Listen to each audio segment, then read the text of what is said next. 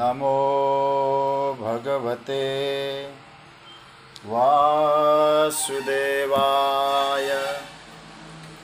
कृष्णाय वासुदेवाय हरे परमात्मने प्रणतः क्लेशनाशाय गोविन्दाय नमो नमः।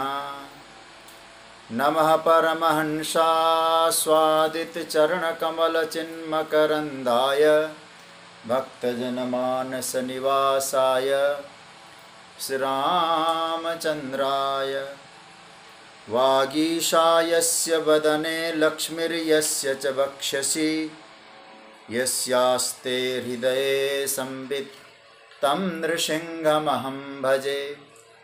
गुरुर्ब्रह्मा गुरुर्विष्णुर् गुरुर्देवो महेश्वरः गुरुसाक्षात् परब्रह्म तस्मै श्री गुरवे नमः। भगवत चरण कमलानुरागी मेरे सभी प्रिय स्वजन आत्मीयजन, आप सभी को मेरा प्रणाम अभिनंदन अभिवादन। और आज रक्षाबंधन श्रावणी का परम पवित्र पर्व पर आप सभी को मेरा प्रणाम हार्दिक बधाई। भगवत कृपा का अनुभव करते हुए, भगवान की मंगलमयी उपस्थिति का अनुभव करते हुए श्रीमद् भगवत गीता के सांख्य योग पर जो चर्चा की यात्रा चल रही है उसमें हम सब सम्मिलित है। स्वाध्याय परिवार के सभी महत्वपूर्ण प्रेमी सदस्य हम सब सौभाग्यशाली है कि सत्संग का अवसर हम लोगों को प्राप्त हो रहा है। ये परमात्मा की विशेष कृपा का परिणाम है। परसों चर्चा चल रही थी, भगवान ने शांति को ही सुख माना है। 66वें श्लोक में संक्षेप में हमने चर्चा की थी। उसमें भगवान ने कहा, जो भगवत भाव से युक्त नहीं है, जिसकी बुद्धि युक्त नहीं है परमात्मा से, और वास्तव में उसकी निर्मल बुद्धि नहीं। नास्ति बुद्धि अयुक्तस्य न चायुक्तस्य भावना। और जो अयुक्त नहीं है, बुद्धि युक्त नहीं है, उसमें कोई भावना ही नहीं उमड़ती। और बिना न चा भावयतः शांति, जिसका भाव नहीं है उसे शांति नहीं। और जिसके जीवन में शांति नहीं उसको कभी भी सुख भी नहीं। हम जिस सुख को सुख कह रहे हैं वो सुख वास्तविक सुख नहीं है। हमारे जीवन में जो मन की शांति है ना, वह सुख है। कभी कभी आप विचार करें, हमारे पास सब कुछ है, लेकिन है, इस है का शांति और संतोष नहीं है। जब श्रीमद् भागवत में यदु जी महाराज, भगवान के पूर्वज, अवधूत शिरोमणि भगवान दत्तात्रेय के पास जाते हैं तो दत्तात्रेय के पास कुछ नहीं है, अवधूत ठहरे, एकांत में बैठे हैं और चित्त की प्रसन्नता चेहरे से प्रकट हो रही है। राजा यदु ने कहा, भगवान हमारे पास सब कुछ है, ऐसी कोई वस्तु नहीं सुख सुविधा की जो न हो, सब कुछ है, लेकिन आज जंगल में मुझे उसकी तलाश में आना पड़ रहा है। वो वस्तु हमारे पास नहीं है, उसका नाम है शांति, मस्ती, आनंद, वो हमारे पास नहीं है। और दूसरी तरफ देखा जाए, आपके पास कुछ भी नहीं है, जो हमारे वस्त्र तक नहीं है आपके पास, फिर भी आपके जीवन में एक मस्ती है, एक आनंद है। ये क्या है? तो कहने का तात्पर्य, भगवान दत्तात्रेय कहते हैं, दृष्टि को गुणग्राही बनाकर जो वास्तविक सुख है, वास्तविक शांति है, हम अपने में खोजें। व्यवहार के लिए जो कुछ करना है करें, लेकिन आपको सच्ची बात कहें, शांति और सुख किसी वस्तु में नहीं है। यदि उस वस्तु में कोई शांति और सुख नाम की कोई वस्तु होती, चीज होती, तो जो चीज उसको प्राप्त हुई उससे पूछो क्या वो सुखी है, शांति है? इसलिए मैं निवेदन ये करना चाहूंगा कि जिसे शांति कहते हैं, जिसको आनंद कहते हैं, वो वस्तु में नहीं है, वो आपके भीतर है, आप में आनंद का स्रोत है। मानो भगवान ये कहना चाहते, उस आनंद से जो अपरिचित है, उस शांति से जो अपरिचित है, जो भीतर का दिव्य स्वरूप से जो अपरिचित है, बाहर से पदार्थों के साथ संबंध जोड़ लें, उसे शांति नहीं मिलने वाली, क्योंकि शांति आपका स्वरूप है।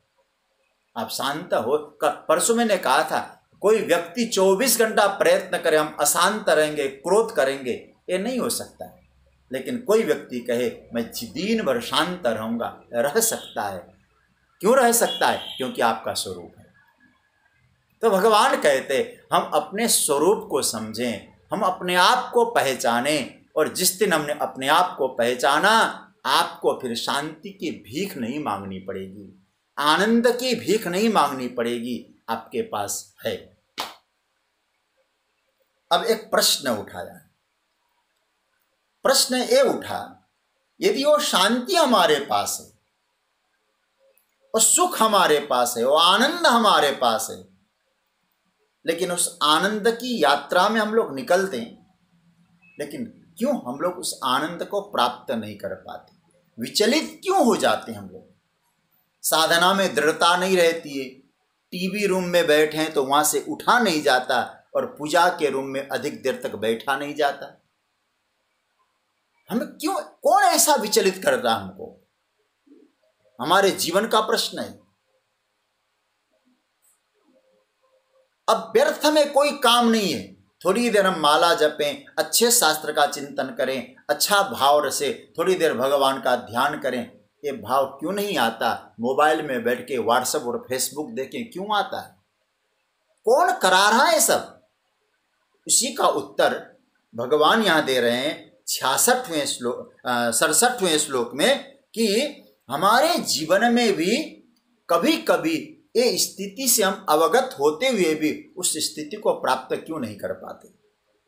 इस 67वें श्लोक में भगवान ने बहुत सुंदर रूप में और एक दृष्टांत देकर, एक एग्जाम्पल देकर उसका उदाहरण दिया है, और बहुत ध्यान से इस श्लोक को समझने जैसा है। मेरे साथ पाठ करें 67वां श्लोक। इसमें भगवान ने एक बड़ा दिव्य उदाहरण दिया है। इंद्रियाणाम ही चरताम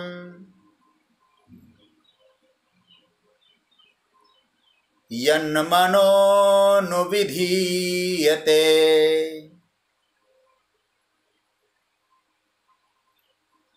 तदस्य हरति प्रज्ञाम् वायुर्नावमिवाम्भसि हि अम्भसि वायुनावम इव चरताम इंद्रियाणाम यत् अनु मन विधीयते तत् अस्य प्रज्ञाम हरति। भगवान कह रहे हैं कि शांति क्यों नहीं मिल रही? इसका उत्तर ही मतलब क्योंकि, देखो ही शब्द, क्योंकि पानी में वायु नाव को जैसे खींचकर दूर ले जाती है, वैसे ही इंद्रियाणाम चरताम, अपने अपने विषयों में प्रवृत्त होने वाली इंद्रियों में जिसके पीछे मन दौड़ता है, तत् अस्य प्रज्ञाम हरति, उस पुरुष की प्रज्ञा को, निश्चयात्मिका बुद्धि को, विवेक बुद्धि को वो हरण करके ले जाती है। बुद्धि को और मन हरण करके ले जाता है, ऐसी प्रज्ञा को भी मन हरण करके ले जाता है। अब थोड़ा सा इस एक उदाहरण दिया, जैसे वायु जल में जो नौका है तेज वायु बहे तो नौका को उलट पुलट कर दे, अपनी दिशा पे ले जाए, विपरीत दिशा में ले जाए, तो वायु की स्थिति कैसी होती है उसकी गहराई में जाके हम लोग चिंतन करेंगे। लेकिन उसको जानने से पहले कुछ हम लोग सूत्र समझें। जैसे पहले तो ये समझ लें कि हमारी यात्रा क्या है। जैसे वो नाव में, नाव भी वो यात्रा के लिए निकली हुई है। तो पहला सूत्र, हमारी यात्रा क्या है, पहले ये निश्चय कर लें। हम सब जीव मात्र की परमात्मा ने मनुष्य बना के भेजा है, अपना कर्तव्य को निष्ठापूर्वक पालन करते हुए उस परम तत्व परमात्मा की अनुभूति करना, परमात्मा को प्राप्त करना, ये पहला तो जीवन का लक्ष्य है, ये समझना चाहिए। और जब जीवन का लक्ष्य यह है, ये समझ में आ जाए, तो उस लक्ष्य को पाने के लिए हमारा जो ध्येय है वो दृढ़ होना चाहिए। लक्ष्य है, उस लक्ष्य को दृढ़ करें पहले। और जब लक्ष्य दृढ़ हो जाए तो याद रखिएगा, तो फिर हमारी जो बुद्धि है ना, उसको व्यवसायात्मिका बुद्धि बनाकर, वो बुद्धि कैसे बना उसकी चर्चा कर रहे हैं, उसको दृढ़ करें, बुद्धि को अचल करें। आगे आएगा वो भगवान समुद्र का दृष्टांत देंगे, वो चर्चा शायद आज नहीं आए, कल आए, परसों आए। तो पहले तो ये बात है। परंतु जिसकी बुद्धि दृढ़ नहीं है, भगवान ऐसे व्यक्ति की अवस्था का यहाँ वर्णन कर रहे हैं। मैं जो कहना चाह रहा हूं, लक्ष्य निर्धारण करें, लक्ष्य को पाने के लिए आप दृढ़ता से ध्येय को पकड़ लें, लेकिन बुद्धि यदि दृढ़ नहीं है उस लक्ष्य को पाने के लिए, तो वो बुद्धि की अवस्था कैसी होती है। अब इस सूत्र में भगवान यहाँ कह रहे हैं कि अर्जुन, इंद्रियाणाम ही चरताम। देखो, इंद्रियां चरती है, चरती है मतलब, इसलिए तो कठोपनिषद में क्या कहा है, इंद्रियां क्या है, इंद्रियाणी हयानाहु विषयांस तेषु तेषु गोचरान।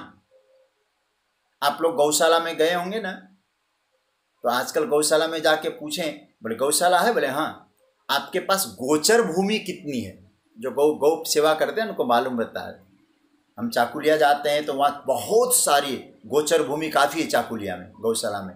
हमारे परम आदरणीय और हम लोगों को गौरव है श्री पुरुषोत्तम दास झुंझुनवाला जी, 5 तारीख के राम मंदिर के भूमि पूजन समारोह में भी उनको बहुत आदरपूर्वक निमंत्रण दिया गया है। गौ सेवा के प्रतिमूर्त रूप थे। तो मैं जो चर्चा कर, गोचर भूमि, गायों के लिए चरने की भूमि का नाम है गोचर। कठोपनिषद कहते हैं कि इंद्रियां गाय है। तो गहराई में जाके समझना, क्योंकि इंद्रियाणाम ही चरताम, इंद्रियां क्या है, बोले गाय है।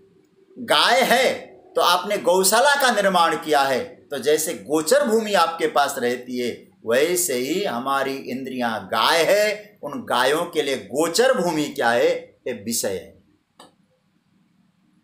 ये गोचर भूमि। तो इंद्रियां तो चरेगी ही चरेगी। इंद्रियाणी हयानाहु विषयांस्तेषु गोचरान, एक कठोपनिषद का बड़ा दिव्य सूत्र है। तो इसका मतलब है, संसार के जीवन के व्यवहार में हम रहेंगे तो इंद्रियां यदि हमारे पास है तो इंद्रियों का विषय भी सामने आते हैं, विषय एकदम सामने ही है। और विषय में इंद्रियां विचरण करती ही करती है। और भगवान तो कह चुके, विषय त्यागी व्यक्ति नहीं है, वासना त्यागी तो बन सकता है। विषय तो स्वीकार करना ही पड़ेगा, भूख लगी तो भोजन लेना ही पड़ेगा, प्यास लगी है तो जल लेना ही पड़ेगा। तो इसका मतलब ये सब विषय को स्वीकार करना ही पड़ेगा, क्योंकि इंद्रियां है, इन्हीं विषयों में गोचरण करती है, घूमती है। तो भगवान यहाँ कहते हैं, इसलिए कोई व्यक्ति कहे कि हम तो विषयों से बहुत दूर है, गीता प्रैक्टिकल बातें करती है। अंधाधुंध कोई हवाई फायर में गोली छोड़ने वाली बात गीता ने नहीं कही है। गीता कहती है आप हैं, शरीर है, इंद्रियां है, तो विषय भी हैं और विषय को स्वीकार करना भी पड़ेगा, क्योंकि इंद्रियां वहां विचरण करेगी। हाँ, अब महत्वपूर्ण सूत्र बताते हैं भगवान। विषयों के प्रति जो इंद्रियों को राग होता है, उस राग को, उस आसक्ति को समझने का प्रयास करो। विषय तो स्वीकार करो, लेकिन आज जिस विषय को आपने स्वीकार किया, कल भी हमको ऐसा मिले। आज दृश्य को देखा, कल भी और दृश्य को देखने की इच्छा हुई। आज जिसको स्पर्श किया, कल वही स्पर्श। तो ये जो राग है, उस आसक्ति को भगवान कह रहे हैं, इसको समझो। क्योंकि इंद्रियों के विषयों के प्रति जब राग उत्पन्न हो जाएगा, तो मन को इंद्रियां अनुगामी बना लेती, मन को इंद्रियां उसके पीछे चलने वाली बना देती। इसलिए भगवान यहां क्या करे, इंद्रियाणाम ही चरताम यन मनो अनुविधीयते। अनु मतलब पीछे। देखो, मन आगे हो, इंद्रियां पीछे हो, ये बहुत अच्छा है। लेकिन भगवान कहते हैं वो इंद्रियां कभी कभी ऐसी बलवती होती है, वो मन को अपने पाले में ले लेती है। क्योंकि मन का स्थान इंद्रियों से ऊपर है, इंद्रियों का स्थान और बुद्धि का स्थान मन से ऊपर है। देखिए, हमारे यहां विभाग बताया, शरीर, इंद्रियां, मन और बुद्धि। इस तरह से समझ लो, शरीर, इंद्रियां, मन और बुद्धि। अब ये ऊपर उठने की प्रक्रिया है। कहते हैं कि शरीर से ऊपर इंद्रियां हैं, लेकिन क्या होता है कि इंद्रियों के विषयों में आसक्ति का भाव आते ही वो इंद्रियां मन को खींच लेती है, मन को खींच लेती है, और मन अनुगामी होता है। इसलिए भगवान कहते इंद्रियाणि पराण्या हो, तीसरे के 42वें श्लोक में, इंद्रियेभ्यः परम मनः मनसस्तु परा बुद्धि यो बुद्धे परतस्तु स। क्योंकि मन को ऊर्ध्वगामी बनाकर, अब प्रैक्टिकली बातें बता रहे हैं भगवान, मन को ऊर्ध्वगामी बनाकर आपको ले जाना चाहिए था बुद्धि तक। क्योंकि कल्याण का मार्ग ही यही है, ऊपर उठना। लेकिन वो मन अधोगामी होया, इंद्रिय के पास आया, तो फिर क्या हुआ, जैसे किसी मालिक को नौकर ने अपने कब्जे में ले लिया। और जैसे समझ लीजिएगा, कोई मिठाई हम खा रहे हैं, रक्षाबंधन का पर्व है, समझ लीजिए घेवर खा रहे हैं। रसनेन्द्रिय को पदार्थ का स्वाद आ रहा है, जिह्वा को एक पदार्थ का स्वाद आ रहा है। बस आज रक्षाबंधन था, हमने खा लिया, खत्म बात। अब क्या होता है, मन चाहता नहीं और खाएं और लें, कर भी तो मिले वो घेवर, बड़ा स्वादिष्ट था, बहुत सुंदर मावा लगा था ऊपर। अब क्या हुआ, वो आसक्त जिह्वा आसक्त हो गई, एक इंद्रिय आसक्त हो गई, धीरे धीरे धीरे धीरे धीरे मन को खींचने लग गई। और जब मन वहां गया तो मन को अपने पाले में ले लिया इंद्रिया ने अपने पाले में ले लिया। अब आप देखिए, मैंने 4 बातें बताई थी, इंद्रियां, शरीर, इंद्रियां, मन, बुद्धि। अब हम लोग शरीर को भी थोड़ी देर छोड़ दें, विषय, इंद्रियां, मन, बुद्धि। अब मन को जब इंद्रियों ने खींच लिया, तो अपने पाले में कर लिया, तो आप जरा बताइए, मन के पास, इंद्रियों के पास कितने सदस्य हो गए, कितनी चीजें हो गई? 3, विषय, मन और इंद्रियां। बुद्धि अकेली हो गई। महत्व बुद्धि की, तर बुद्धि असहाय, मन उसको खींच लेती है। कारण, क्योंकि बुद्धि अकेली अल्पमत में, और मन के पास 3 है तो बहुमत में, और बहुमत हो गया तो बुद्धि को जबरदस्ती उधर खींच ली। इसका अर्थ क्या है? अभी आप भगवान कहेंगे, इसलिए है अर्जुन, आगे कहेंगे भगवान, वो कैसे उसको बस में करना होगा। मन उस बुद्धि को न खींचे। इसको एक उदाहरण से और अच्छी तरह समझ लें। जैसे एक फैशन सा बन गया है लोगों का, सुबह मॉर्निंग वॉक करने निकलते हैं, कुत्ता साथ में लेकर निकलते हैं। और कई बार ऐसा फनी दृश्य दिखाई देता है, शायद वो मालिक को कुत्ते को घुमाने ले रहे होंगे, होना तो ये चाहिए था, रस्सी पकड़ रहे हैं, धीरे धीरे आगे जा रहे हैं श्रीमान जी, पीछे पीछे कुत्ता आ रहा है। और कई बार देखते हैं क्या है हम लोग, कुत्ता आगे आगे जा रहा है और मालिक को दौड़ा रहा है, रस्सी भी मालिक ने हाथ में पकड़ रखा है और कुत्ता उस मालिक को दौड़ा दौड़ा जा रहा है। साधारण सी बात है, मन मालिक है, इंद्रियों के पीछे चलने लगे, इंद्रियां आगे मन पीछे, ये ठीक नहीं है। इन मन के अनुसार, मन जैसा कहे इंद्रियां उधर जाए, मन, लेकिन बुद्धि के द्वारा नियंत्रित जो मन है वो मन के अनुसार इंद्रियां चले। मन मालिक है, पीछे चलना चाहता है तो मन की स्थिति बिगड़ती है। तो इसका मतलब है एक भाव रहना चाहिए, मन साधना के मार्ग में जाए, मुझे साधना में दृढ़ रहना है, प्रभु प्राप्ति करनी है, ये निश्चयात्मिका बुद्धि होनी चाहिए। और कई बार ऐसा होता है जब हमारी निश्चयात्मिका बुद्धि नहीं होती है तो मन कहता है चलो भाई खींचो इसे, तो मन वो खींच लेता है बुद्धि को दृढ़ करने में अनेक साधन बताए, अनेक तप बताए, उनका उपयोग हुआ, बुद्धि का निश्चय हुआ, बुद्धि ने उत्थान किया। उसके लिए सत्संग चाहिए। बुद्धि को दृढ़ करना है, मन के बस में ना आए बुद्धि, क्योंकि मन खींच लेगा। इंद्रियों के सहायता से बुद्धि को भी खींच लेगा, लेकिन बुद्धि को दृढ़ रखना पड़ेगा, आपको मन को सावधान रखना पड़ेगा। इसलिए मैंने कहा, एक दिन मैंने आपसे कहा था, मन को संयमी रखे और बुद्धि को विवेकी रखे। हम थोड़ा विचार करें, बुद्धि का उत्थान आवश्यक है, क्योंकि मैंने एक दिन कहा था आत्मा के द्वार पे बुद्धि है, बस वो द्वार तक पहुंचा है, बस बुद्धि से आगे तो परमात्मा ही है, उस परम तत्व ही है। अब उसको उत्थान करना है, क्या है? सत्संग, साधना, स्वाध्याय, चिंतन, बुद्धि को उसमें लगाओ। बुद्धि जब खाली बैठती है ना, मन खाली बैठता है ना, तो इधर उधर का चिंतन करेगा। सच्ची बात कहें, उसको ब्रेक मत दो। आप कई बार लोग कहते हैं आराम चाहिए।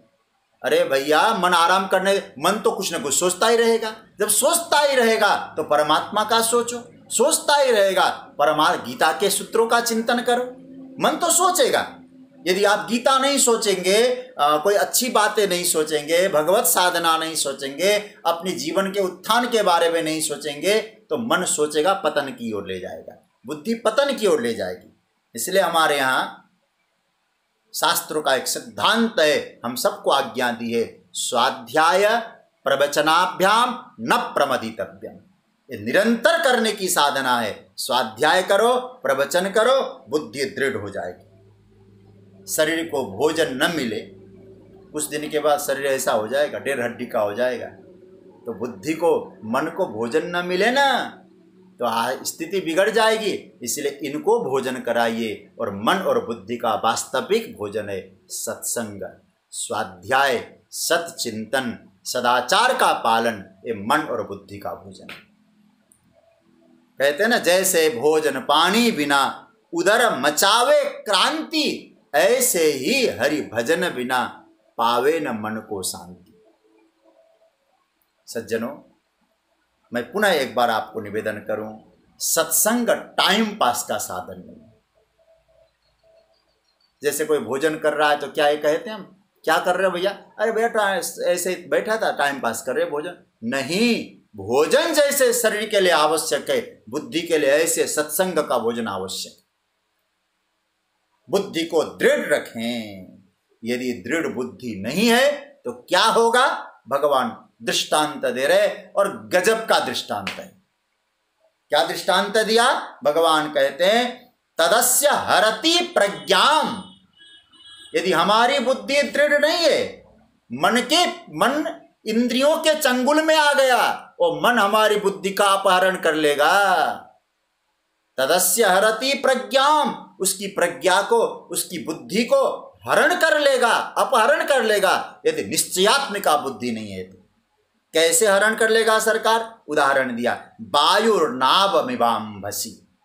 जैसे वायु, तेज प्रखर वायु, हवा चले, और नाव कैसे जिधर चाहे कभी इधर ले जाए, कभी उधर ले जाए, पहुंचना था वहां इधर ले जाए, कभी तो डुबा दे नाव को। ये कब होता है? तो भगवान कहते हैं ये मन क्या है?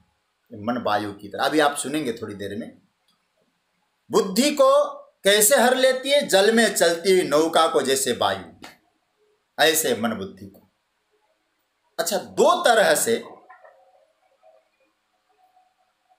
व्यक्ति पथभ्रष्ट होता है, अथवा यूं कहा जाए, नाव दो प्रकार से अपने पथ को छोड़ देती है। ध्यान से समझना। पहला, या तो वो वायु और हवा उस नौका को पथभ्रष्ट कर देती है, मार्ग से अलग हटा देती है।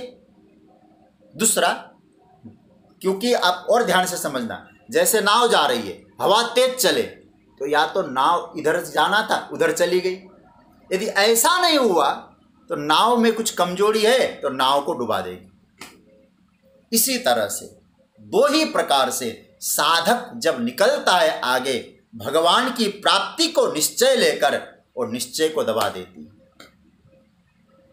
पथभ्रष्ट इधर उधर ले जाती है, भोग बुद्धि में ले जाएगी। दूसरा, और भोग बुद्धि से पतन की ओर ले जाएगी। इसलिए भगवान कहते वायु। वायु कैसी है? इसलिए मैं भगवान यहां वायु का उदाहरण मन से दे रहे हैं। अच्छा, मन कैसा है? अभी यहां है, थोड़ी देर में कहां पहुंचा? हवा भी तो चलती रहती है, निरंतर घूमती रहती हवा। इसलिए तो आप जरा गीता का पुस्तक आपके पास है, 6ठे अध्याय को, छोटा सा ग्रंथ है गीता, 700 श्लोक है। 6ठे अध्याय का 34वां श्लोक आप खोल लीजिएगा, बड़ा प्रसिद्ध श्लोक है। और यहां जैसे भगवान ने उदाहरण दिया है, वायु हवा क्या है? बोले मन है। और सीधा गीता में भगवान 6ठे अध्याय में भी आत्मसंयम योग में भी यही बात प्रभु कह रहे हैं।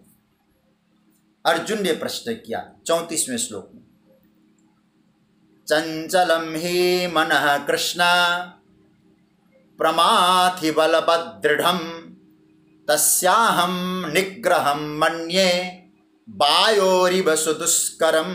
वाह, क्या गजब का! देखिए, कृष्ण की सूत्र, कृष्ण के गीता के सूत्रों को समझिएगा। यहां मन को वायु का, 6ठे अध्याय में भी मन को वायु का।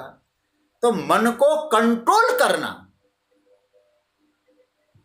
वायु को कंट्रोल करना, वायु को रखना बहुत कठिन, बहुत कठिन है। वायु को एक कंट्रोल करके रखना, इसको समझने जैसा है। वायु कंट्रोल में नहीं आती, हवा कंट्रोल में नहीं आएगी। तो भगवान कहते हैं कि जैसे अब वायु, मन और कंट्रोल में नहीं आते, क्या करें? एक बात और समझना है, वो कैसी वायु, मन का वायु का, और हमारे मन में भी, मन भी कंट्रोल में कब नहीं आता? वायु का तो स्वभाव है, चलो घूमता रहता है, लेकिन मन कंट्रोल में नहीं आएगा क्या? अर्जुन जो पूछ रहा है, क्या अर्जुन का मन कंट्रोल में नहीं था? था। आप कैसे कहेंगे? अब आप ध्यान से समझना, और मैं आपके ऊपर भी इस बात को घटाऊंगा। और ये सूत्र समझने जैसा है। हम लोग जो बहाना बनाते हैं, मन कंट्रोल में नहीं होता है। अच्छा, विचार करिए, नोट गिनते हैं, पैसे गिनते हैं, तो क्या मन कंट्रोल में होता है कि नहीं होता है? होता है। एक नोट भी ज्यादा चला जाए तो हम कितने बेचैन होता है, वह मन कंट्रोल होता है। अर्जुन प्रश्न कर रहे हैं, क्या अर्जुन का मन कंट्रोल में था कि नहीं था? यदि मन कंट्रोल में न होता, द्रौपदी को कैसे प्राप्त किया था अर्जुन ने? प्रतिबिंब को देखकर ऊपर का मत्स्य भेदन करना था। मैं आपसे पूछूं, यदि अर्जुन का मन कंट्रोल नहीं होता, अपने बस में नहीं होता, तो क्या वो प्रतिबिंब को देखकर हिलती हुई मछली ऊपर वो मत्स्य भेदन कर सकता था? बहुत गंभीर बात है यहां भगवान जो कह रहे हैं। कौन सा मन है जो कंट्रोल में नहीं आता? दूसरा उदाहरण मैं दूं। आपने सुना होगा, उर्वशी ने जब अर्जुन से कहा कि तुम बहुत सुंदर, मैं तुम जैसा पुत्र चाहती हूं, और अर्जुन ने क्या कहा? मां। अब जरा सोचिए, स्वर्ग की सुंदर अप्सरा पति रूप में उस अर्जुन को पाना चाहती है, पुत्र रूप का मतलब क्या है? लेकिन अब अर्जुन का मन यदि वहां अपने बस में नहीं होता, क्या अर्जुन का पता नहीं होता? अर्जुन का मन वहां बस में था। और बुरा मत मानना, मानो भगवान अर्जुन को तो माध्यम बना रहे, हमें दे रहे। हमारा मन कितना कंट्रोल होता है? जब डॉक्टर कोई ऑपरेशन करता है, छोटी छोटी नर्व को देखना होता है, वहाँ ब्लड के छोटे छोटे कतले को देखना होता है। आप जरा सोचिए, यदि उस डॉक्टर का मन कंट्रोल में ना हो, क्या ऑपरेशन कर पाएगा?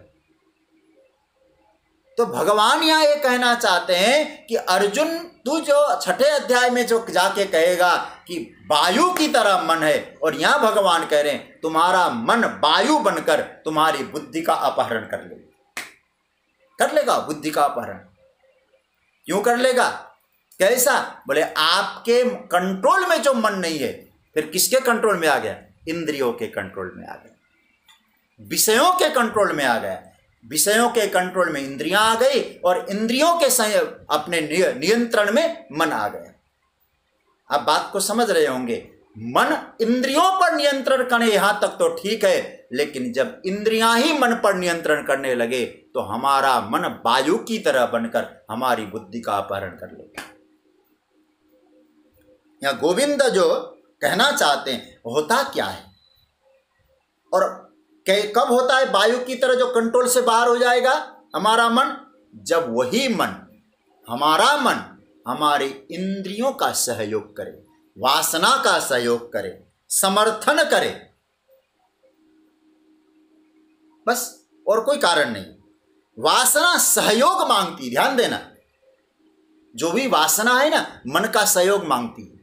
और मन सहयोग बन जाए, वासना इतनी पुष्ट होती है, और मन का सहयोग करना बंद कर दें। अच्छा, हमने मुट्ठी बांधा, अब कोई कहे मुट्ठी कैसे खोलें? अब मुट्ठी कैसे खुलेगी? अब मुट्ठी बांध लिया, कैसे खुलेगी? बस बांधना बंद करो, अपने आप खुली हुई मुट्ठी।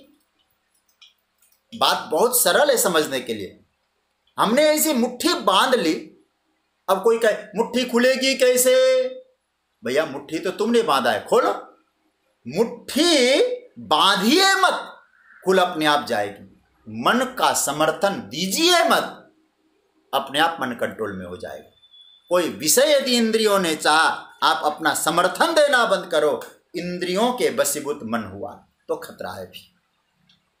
मन बुद्धि को खींचे, बुद्धि को क्या क्या चाहिए, इंद्रियों को क्या क्या चाहिए, फिर बुद्धि उसका प्लानिंग करेगी, उसकी योजना बनाना चालू कर देगी। इंद्रियों ने कुछ गलत चाहिए तो भी बुद्धि व्यवस्था करनी पड़ेगी, क्योंकि मन उनके बस में चला गया है। जैसे डायबिटीज का पेशेंट हो, मिठाई खाने की इच्छा हो, कहेगा मिठाई दो, शुगर दो, चीनी दो। कोई कहते अरे अच्छी बात नहीं, नहीं नहीं, खाने का मन हो रहा है, खा ले, बुद्धि खींची गई। इसलिए महत्व देना चालू करेंगे तो आपका मन अपने आप कमजोर पड़ जाएगा। हम लूटने दे रहे अपने आप को, बुद्धि को लूट रहा है मन। तो सच्ची बात तो यह है, चोर कहीं बाहर से नहीं, हमने ही चोरों को बनाया, और चोर हमको लूट रहे हैं। और हम स्वतंत्रता से लूटना हो लूटो भाई, हमारी बुद्धि को लूटो लूटो लूटो, कोई फर्क नहीं पड़ता। तो ध्यान देना, लूटने का काम हो रहा है, आप सतर्क हो जाइए, तो निश्चित रूप से फिर आप लूटने से बच जाओगे। फिर आपकी बुद्धि दृढ़ रहेगी, प्रज्ञा बन जाएगी। गोविंद इस बात को स्पष्ट कह रहे हैं, अर्जुन यदि तुम्हारा मन तुम्हारे नियंत्रण में नहीं है, तुम्हारी बुद्धि तुम्हारे नियंत्रण में नहीं है, तो मन ऐसी वायु की तरह अनियंत्रित मन बुद्धि का अपहरण कर लेती है। मेरे नारायण, इस बात को भगवान या इस पर पुनः कह दूं मैं, भगवान कह रहे इंद्रियां जब विषयों के गोचर भूमि में जब विचरण करे तो खूब जो विषय मिलता है सहज स्वीकार करो, क्योंकि वो चाहिए इंद्रियों को, लेकिन उन इंद्रियों में आसक्त बनकर जब मन को खींच ले तो मन को कंट्रोल करना भारी हो जाता है, और मन कंट्रोल न हो हमारी बुद्धि को भी खींच लेता है मन। फिर बुद्धि को खींच लिया तो फिर नौका जैसे कहीं भी वायु हमको डाल दे, डुबा दे, हमारी बुद्धि भी डूब जाएगी, दिशा परिवर्तित हो जाएगी। इसलिए इस श्लोक को बहुत महत्व से चिंतन और करते रहिए। अब आइए, अब इसका सिद्धांत क्या है? तस्मात् शब्द से, तस्मात् शब्द का मतलब इसीलिए, देयरफॉर। अब भगवान यहाँ जो बात कह रहे हैं 68वें श्लोक में, इस श्लोक के आधार पर एक हम सबको बड़ा गजब का सिद्धांत पे दे रहे हैं। उस सिद्धांत को पकड़िएगा, 68वां श्लोक का पाठ करिएगा। 68 नंबर का श्लोक बड़ा सुंदर श्लोक है, मेरे साथ पाठ करें। तस्मादस्य महाबाहो, आपके स्क्रीन पर है, तस्माद्यस्य महाबाहो निगृहीतानि सर्वश इंद्रियाणीन्द्रियार्थेभ्यः तस्य प्रज्ञा प्रतिष्ठिता। तस्मात् महाबाहो यस्य इंद्रियाणि इंद्रियार्थेभ्यः निगृहीतानि तस्य प्रज्ञा प्रतिष्ठिता। तस्मात् महाबाहो, इसलिए हे अर्जुन, जिसकी इंद्रियां सब प्रकार से इंद्रियों के विषयों से बस में की गई है, उसकी बुद्धि ही परमात्मा में स्थिर है। भगवान यहाँ ये बात कह रहे। तस्मात्, ये शब्द बड़ा समझने लायक है, और भगवान ने अर्जुन को एक नया संबोधन प्रदान किया। हालांकि यह संबोधन गीता में और जगह भी आया, लेकिन यहाँ जो संबोधन दिया है, अर्जुन का जो नाम लिया है भगवान ने, तस्मात्, इसीलिए अर्जुन। कोई बात जब कहना हो ना ठाकुर जी को, तस्मात् शब्द एक निर्णय के साथ कह रहे हैं। तस्मात्, मैं तुझे एक निर्णय देने जा रहा हूं। क्या? इसलिए अर्जुन, हे महाबाहो। अब महाबाहो शब्द का अर्थ क्या है? महाबाहो शब्द का अर्थ है जिसकी भुजाएं बहुत लंबी है। शारीरिक दृष्टि से भुजाएं लंबी ठीक है, भुजाओं में बल है, लेकिन यहां महाबाहो का मतलब दूसरा अर्थ हमारे आचार्यों ने किया, तुझे केवल शारीरिक बल नहीं, तुम्हारे पास मानसिक बल भी है। इसलिए उस मानसिक बल को विकसित करो। शरीर के बल से ज्यादा कुछ नहीं होता अर्जुन। तुम्हारे पास यदि मानसिक बल हो तो तुम जीत लोगे।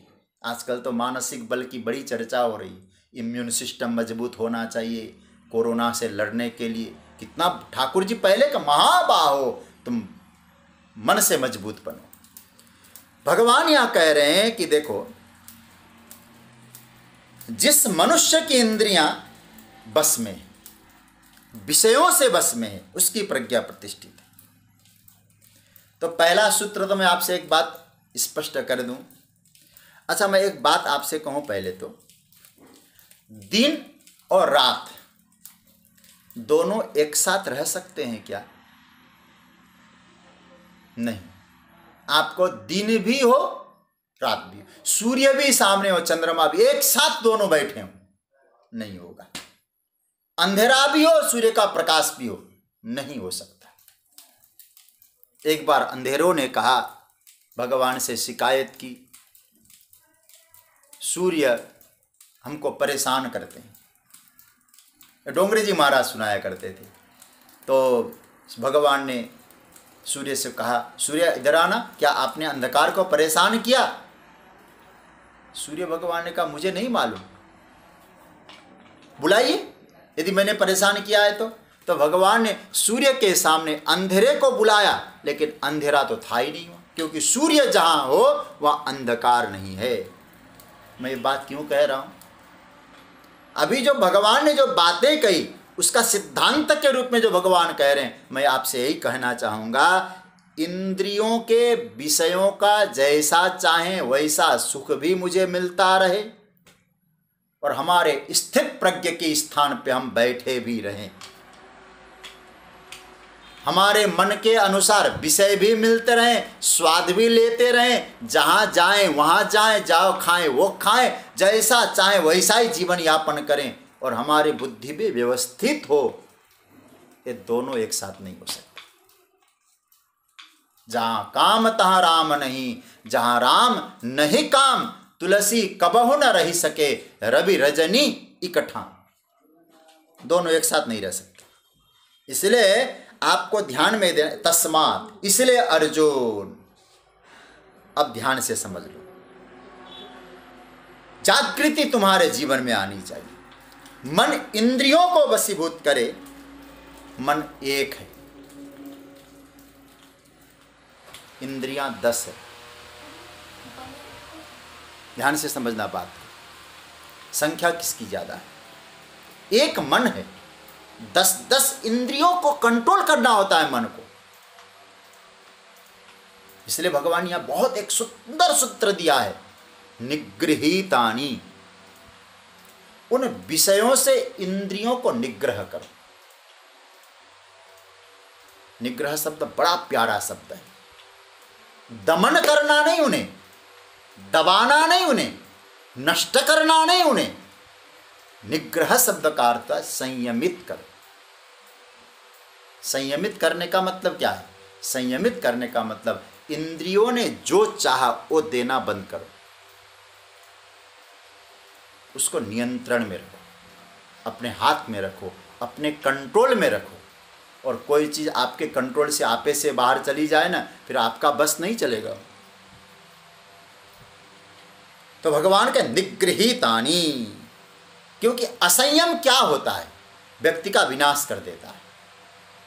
थोड़ी सी असंयम, हमारे आंखों ने किसी चीज को देखा तो व्यक्ति का व्यक्तित्व तो कहां तक जाता है। मैं एक उदाहरण के तौर पे आपको समझाऊं। बड़े तपस्वी ऋषि सौभरी के नाम आपने सुना होगा। यमुना जी में तपश्चर्या कर रहे थे, गहन तपस्या थी उनकी। और तपश्चर्या करते करते ऋषि सौभरी ने क्या देखा? सामने 2 मछलियां आपस में संसार का सुख भोग रही है। किसने देखा? इंद्रियों ने। तस्मादस्य महाबाहो निगृहीतानि। तो ध्यान देना, अब जैसे ही देखा सौभरी ऋषि ने, और ऋषि ने क्या सोचा? मैं तो खामोखा में मन को कंट्रोल करने में लगा हूं, विषयों से अलग संयमित करने में लगा हूं। देखो इन मछलियों को कितना आनंद मिल रहा है, कितना सुख ले रहे हैं। मेरा भी काश यदि ऐसा परिवार होता, घर में पत्नी होती, पुत्र होते, संतान, कितना आनंद आता। और कथा आती भागवत में, ऋषि सौभरी चले गए राजा मानधाता के पास, और मानधाता से कहने लगे, उनकी 50 कन्याएं थी और 50 कन्याओं को इन्हें देखा, 50 कन्याएं एक कमरे एक भवन में थी। और मानधाता वृद्ध थे, बाल पक चुके थे, ऋषि थे। तो कहा, महाराज मैं आपकी, मुझे विवाह करने की इच्छा हुई, क्योंकि मछलियों का सुख मैंने देखा, मुझे अपनी कन्या दे दो। अब राजा के मन में आया कि ऐसे ऋषि को मैं अपनी कन्या दे दूं तो पहली बात, मेरी कन्या कभी सुखी नहीं होगी, और यदि मैं कह दूं, मना कर दूं, तो मुझे मालूम है ये तपस्या करके आए, मुझे शाप दे देंगे। देना भी ठीक नहीं, न देना भी ठीक नहीं, ना कहूं हाँ कहूं। तो राजा मानधाता ने कहा, बगल के भवन में मेरी 50 कन्याएं होंगी, हैं, बैठी हैं, आप चले जाइए, जो कन्या आपको पसंद करे उसको आप स्वीकार कर लें। अब देखिए, सौभरी ऋषि की बात आपको बताऊं, वासना क्या करती है। सौभरी ऋषि को लगा राजा यूं ही नहीं कह रहा है, क्योंकि मेरी इस वृद्धावस्था को देखकर इनके मन में आया होगा। तो तुरंत उन्होंने क्या काम किया, जवानी वापस, अपनी तपस्या से बुढ़ापे को ढक दिया। जवान हो गए, नवयुवक बन गए, बड़े सुंदर, कोटि कंदर्प कमनीय जैसा ठाकुर जी का ऐसा रूप है, करोड़ों करोड़ों कामदेव को तो लज्जित करें, ऐसा महाराज रूप बनाकर जैसे ही उन 50 कन्याओं के पास गए ऋषि सौभरी, श्रीमद् भागवत में आया है, प्रत्येक कन्याओं में कंपटीशन होने लगा। अहम पूर्वम न तुम, न तो मैं पहले जाऊंगी इनके साथ, मेरा पहले विवाह होगा। 50 की एकदम झड़ी लग गई। तब ऋषि को कहना पड़ा, कोई बात नहीं, 50 को मैं स्वीकार करूंगा।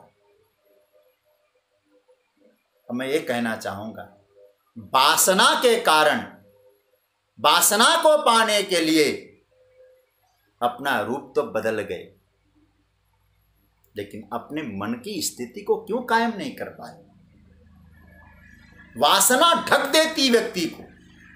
तब वही सौभरी अनंत वर्षों तक संसार का सुख भोगने के बाद भी अंत में एक श्लोक बोले हैं, और बहुत सुंदर श्लोक है, नवम स्कंद के 6 अध्याय का 50वां श्लोक। वो स्वयं अपने जीवन के बारे में कहते, अहो इमं पश्यत मे विनाशम तपस्विनः सच्चरित व्रतस्य अंतर्जले बारिचर प्रसंगात् प्रत्यापितम ब्रह्मचिरम धृतम यत्। कहते हैं कि अहो इमम, मुझे मेरे विनाश की लीला तो देखो, मेरी इंद्रियां असावधानी हो गई, विषयों से मैं निग्रह नहीं कर पाया अपनी इंद्रियों को, परिणाम आज मेरा जीवन बर्बाद हो गया। साधना में तल्लीन रहने वाला आज सौभरी विषयों के दलदल में फंस गया, कारण मैं निग्रह नहीं कर पाया, संयमित नहीं कर पाया। मेरे नारायण, व्यक्ति असंयमित हो जाए उसका पतन निश्चित होता है। असंयम का अर्थ क्या है, इसलिए भगवान निग्रहित तानि सर्वस, निग्रह करने का मतलब क्या है, इंद्रियों को कैसे निग्रह करें हम। क्या इंद्रियों के पीछे चाबुक लगाएं? नहीं, इंद्रियां आपके नियंत्रण में हो, इसका मतलब इंद्रियां आपके आज्ञानुसार चले। इंद्रियों को भूख लगी, आप भोजन दो, इंद्रियों को प्यास लगी, आप जल दो। काम पूरा हुआ आपके नहीं। और क्रोध करने का समय आया, मस्तिष्क का क्रोध करे। लोभ करने का समय आया, लोभ करे। काम में प्रवृत्त होना है, काम में प्रवृत्त हो जाए, लेकिन बाद में आपके नियंत्रण में। मैं बार बार इस बात को कहता हूं, नियंत्रण किसको कहते हैं? पहला सूत्र है, संयम किसको कहते हैं? आपके अधीन हो। दूसरा, किसी का अहित नहीं करते हो। तीसरा, धर्म के अनुरूप हो। ये तीसरा, आपके नियंत्रण में हो, किसी का अहित नहीं करते हो, और धर्म के अनुरूप हो, और आपके बुलाने पर आए, और काम पूरा हो गया, कार्यक्रम पूरा हो गया, आप उसे बंद कर दो। आपको अपने बेटे पर क्रोध आया, क्रोध एक विकार है, आप क्रोध कर दिया, आपने, उसने गड़बड़ किया, आपने क्रोध किया। क्रोध करना चाहिए, लेकिन आपने बेटे को क्रोध किया, कार्यक्रम पूरा हो गया, शांत हो जाओ। थोड़ी देर बाद बेटे आए, मुस्कुराओ, काम पूरा हो गया। 24 घंटा क्रोध नहीं करना है। देखिए, मैं एक बात और कहूं आपसे, भगवान शिव का चरित्र आप सुनते हैं, निग्रह किसको कहते हैं? निगृहीतानि सर्वश। शिव भगवान ने कामदेव को भस्म किया, और आप वहां मानस में पढ़ेंगे तो आपको लगेगा कितने क्रोध में आ गए भगवान शंकर। तब शिव तीसर नयन उघारा, चितवत काम भरे भये जरी छारा। ऐसे क्रोध में तृतीय नेत्र खुल गया शिव का, और जैसे तृतीय नेत्र खुला, कामदेव भस्म हुआ।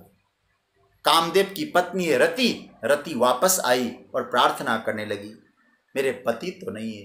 अब शंकर भगवान है, क्रोध किया, लेकिन फिर भी शिव को कहते करुणावतारम कर्पूर गौरम करुणावतार। तो करुणावतार है क्योंकि क्रोध का प्रोग्राम पूरा हो गया। अब क्रोध नहीं, तो रति से इतने प्रेम से बोले, रति चिंता न करो, तुम्हारा पति कृष्णावतार में मिलेगा। कृष्ण का जो पुत्र प्रद्युम्न है ना, उस समय वही तुम्हारा पति होगा। अब एक संत तो कह रहे थे, जैसे कोई तबला बजाना हो ना कार्यक्रम के लिए, तबले को चढ़ाते हैं, और जैसे कार्यक्रम पूरा हो गया तबले को उतारते हैं, चढ़ा के रखें तबला फट जाएगा। ये मस्तिष्क तबले की तरह है। जब कार्यक्रम था, क्रोध का तबला चढ़ाया, उतार दो। इसलिए गोविंद कभी नहीं कहेंगे क्रोध बेकार है, काम बेकार है। स्वयं अपना परिचय काम के रूप में दे रहे, लेकिन आपके नियंत्रण में हो। निगृहीतानि सर्वसा, विषयों का विचरण करे लेकिन सामने में। अब आप जरा सोचिए, हमारे गाय जाए विषय चरने के लिए गोचर भूमि में, शाम को अपने आप आती है कि नहीं आती? चरण किया, वापस आ गई।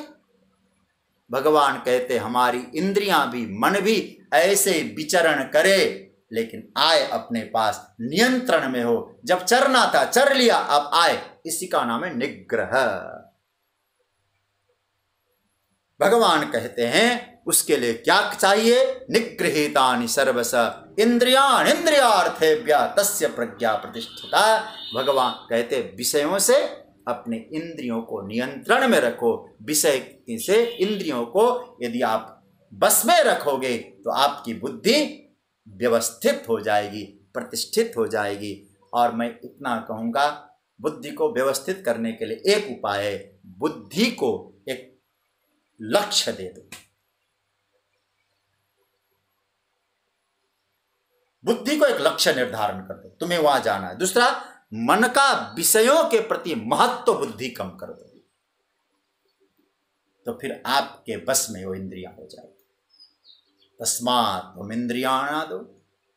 तो कहने का मतलब यह है, भगवान यहां कह रहे हैं तस्मादस्य महाबाहो निगृहीतानि सर्वस इंद्रियाण इंद्रियार्थेभ्य तस्य प्रज्ञा प्रतिष्ठिता। एक श्लोक और, ये बड़ा समझने जैसा श्लोक है, 69वां श्लोक। देखिए, एक कहा जाए तो एक दार्शनिक रूप में ठाकुर जी यहां बोल रहे हैं, जैसे कोई फिलोसोफर बोल रहा हो, ऐसा ठाकुर जी बोल रहे हैं इस श्लोक में। पहले इस श्लोक का पाठ करें, 69वां श्लोक। मेरे साथ मैं बोलूं, फिर आप बोलिएगा, आपके स्क्रीन पर आ रहा है। या निशा सर्वभूतानां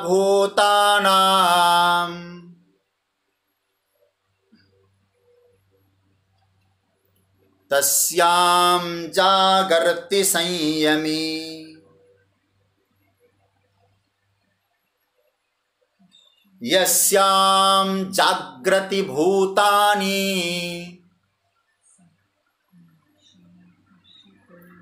सा निशा पश्यतो मुने। आज केवल प्रवेश करूंगा इस श्लोक में, विस्तृत व्याख्या मैं कल करूंगा, और विस्तार करने लायक श्लोक है, इसलिए एक दार्शनिक रूप दिया है ठाकुर जी। भगवान कहते हैं सर्वभूतानाम या निशा, संपूर्ण प्राणी मात्र के लिए जो रात्रि है, तस्याम संयमी जागरति यस्याम भूतानि जागृति पश्यतः मुने सा निशा। भगवान यहां कह रहे हैं कि सर्वभूतानाम या निशा, संपूर्ण प्राणी मात्र के लिए जो रात्रि है, तस्याम संयमी जागृति, उस समय संयमी पुरुष जागता है।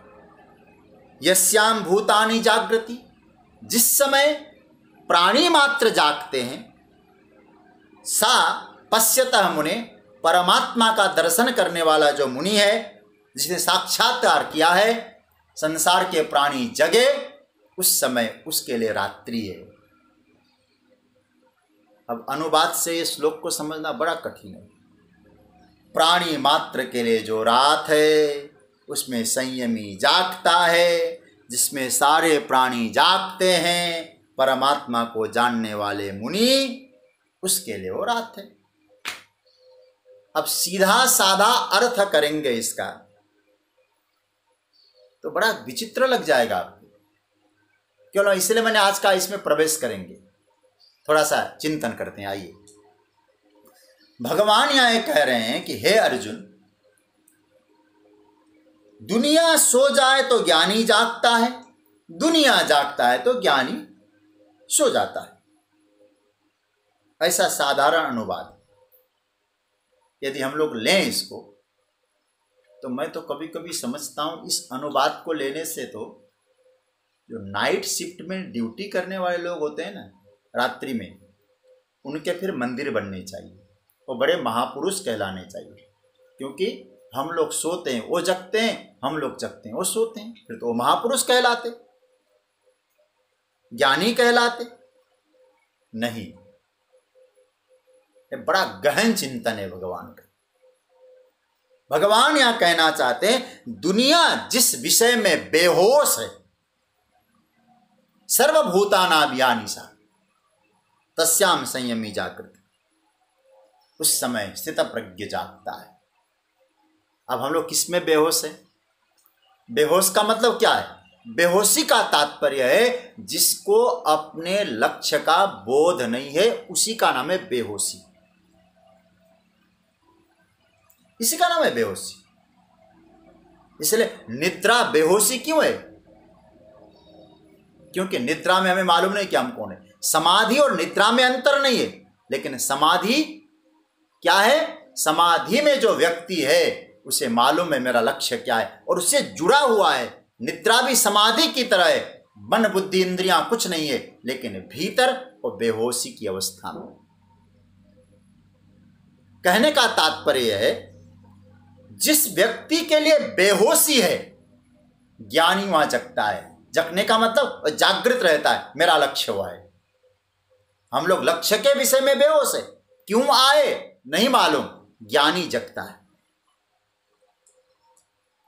अथवा इसको यूं कहें, कर्म करते समय दुनिया बेहोश होती, लेकिन फल के समय दुनिया जागती है। अब बेहोशी क्यों है? मैं कर्मण्य बाधिकारस्ते में बोल चुका हूं, क्योंकि कर्म करते समय भी फल का अनुसंधान करता है तो कर्म बिगड़ता है। इसको ऐसा भी ले सकते हैं, कर्म करते समय दुनिया बेहोशी में है, लेकिन ज्ञानी कर्मयोगी जागता है। और स्थित प्रज्ञ कर्म करते समय जागता है, फल के समय सोता है। कैसे अर्थ लगाएं इसको?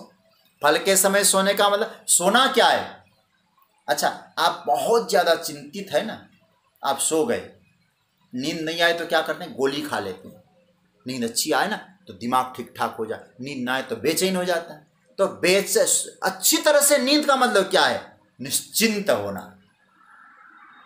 दूसरे अर्थ में कहूं तो इसका मतलब है कि कर्म करते समय ज्ञानी जागृत है, फल के समय सोता है, मतलब फल के लिए निश्चिंत है वो, क्योंकि कर्म किया है, फल देंगे, कर्म का फल मिलना ही मिलना है। जो मिलेगा हमारे कर्मानुसार ही मिलेगा। मुझे मालूम है हमने निष्ठा से कर्म किया है, उसी प्रकार परमात्मा फल देगा। अंतर यह है जब ज्ञानी सोता है वो जगता है, और कर्म करते समय बेहोशी। ज्ञानी कर्म करते समय जागृत, फल के समय बेहोशी, और हम लोग कर्म करते समय बेहोशी, फल के समय जागृत। तो ये थोड़ा व्यापक चिंतन इसका है। पुनः एक बार कह दूं, जो प्राणी मात्र के लिए जो रात है उसमें संयमी जागता है, और जिसमें सारे प्राणी जागते हैं, परमात्मा को जानने वाले मुनि के लिए वो रात्रि का समय है।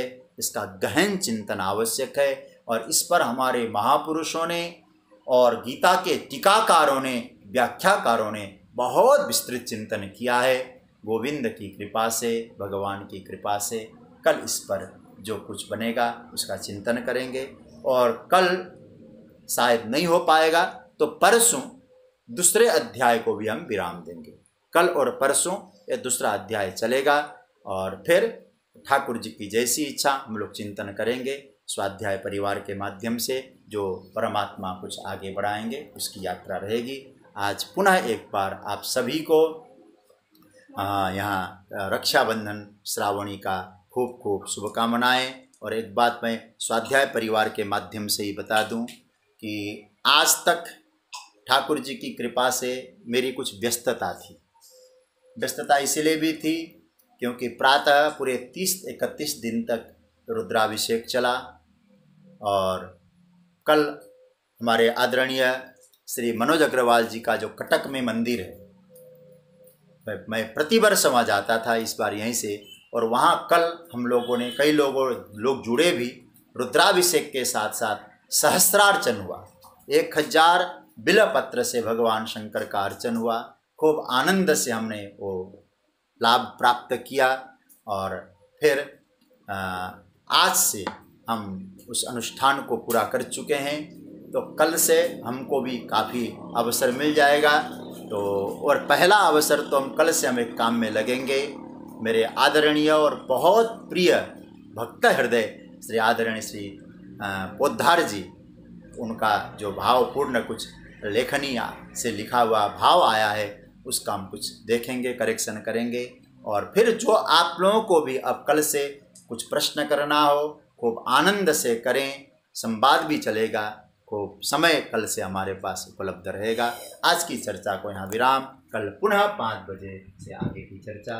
कृष्णाय वासुदेवाय हरे परमात्मने प्रणतः क्लेशनाशाय गोविंदाय नमो नमः। ओम शांति शांति शांति।